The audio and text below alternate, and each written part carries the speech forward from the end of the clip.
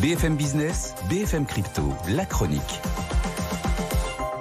Avec vous, Antoine Larigauderie, on va déjà voir où en est cette incroyable montée du Bitcoin. On est monté à 42 000 $ hier, Antoine.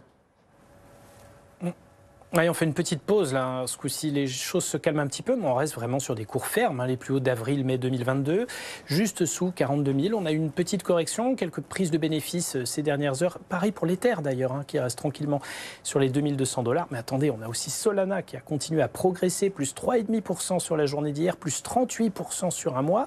Cardano, plus 4,5% en 24 heures. Seul l'XRP reste en retrait de tout ce mouvement et stagne du côté des 61 cents. Et avec cette forte hausse du Bitcoin, il y a un pays qui se frotte les mains, Antoine, c'est le Salvador. Eh oui, effectivement. Alors péniblement pour l'instant, le gain est chiffré à 2,8%, le livret A fait quand même mieux.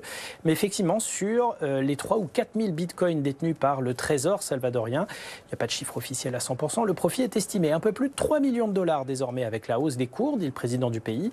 D'autant que les bitcoins achetés l'ont été avec un cours moyen d'environ 40 000 $. Donc le pari lancé il y a un peu plus de 2 ans de faire du bitcoin une monnaie officielle reconnue commence à payer pour les finances du pays, petitement, mais tout de même. On le rappelle, le but, c'était pas de faire du profit, mais bien d'apporter un maillage financier sûr et stable dans un pays qui compte quand même 70% de sa population qui n'a pas de compte bancaire.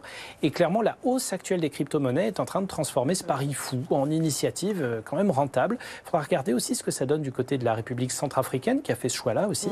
Et d'autres comptent s'y mettre. Le président colombien, ces derniers jours, a déclaré avoir acheté ses premiers bitcoins et compte lancer des initiatives en faveur d'un avenir Bitcoin pour le pays qu'il voit comme une vraie source de prospérité pour le peuple. Merci Antoine Larigauderie.